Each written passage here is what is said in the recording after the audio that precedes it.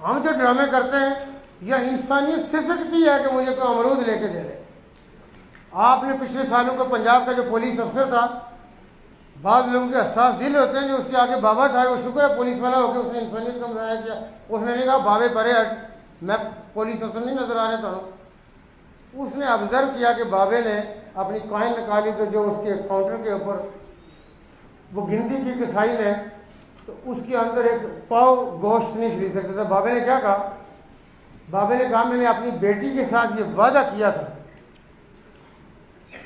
कि तुम्हें पहले रमजान को गोश्त खिलाऊं।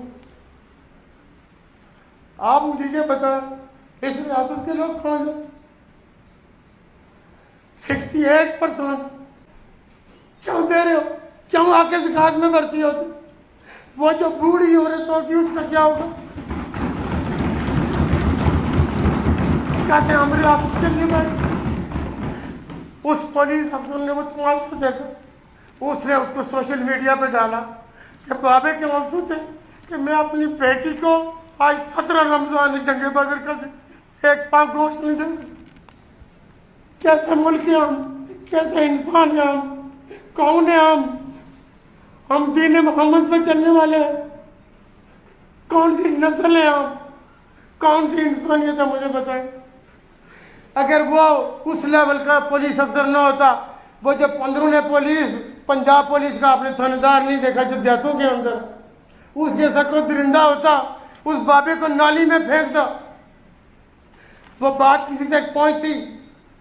अब मुझे ये बताएं कि साल के 3000 रुपये दे रहे, इस पे किसी की तवज्जो नहीं जाती।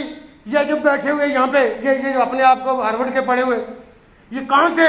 ये इतने साल हुकूमतें करते रहे, इन्होंने इंसानियत इनको याद नहीं आई। हम अगर बोलते नहीं है तो इसका ये मतलब है कि हमें कुछ नहीं पता। खुदा की कसम, आप आज़ाद कश्मीर के अस्पतालों में मरीजों को नहीं देख सकते कि किस कैफियत में है। ये उस दिन मेरे साथ एक ख्वाजा साहब की हल्के की एक टीचर थी, उसने अपनी पोती के लिए नई चादर और तिलक का वो रखा हुआ था। मैंने कहा ये पढ़ी लिखी भी है, चले पैसे भी होंगे। मैंने उस डॉक्टर दरिंदे को कहा, मुझे सिफारिशें करते कि इस दरिंदे को न हटाओ। स्टे लेके प्रोटेक्शन, यहाँ आज़ाद कश्मीर का हर हफ्ते पहले स्टे लेके जेब में बैठा होता है।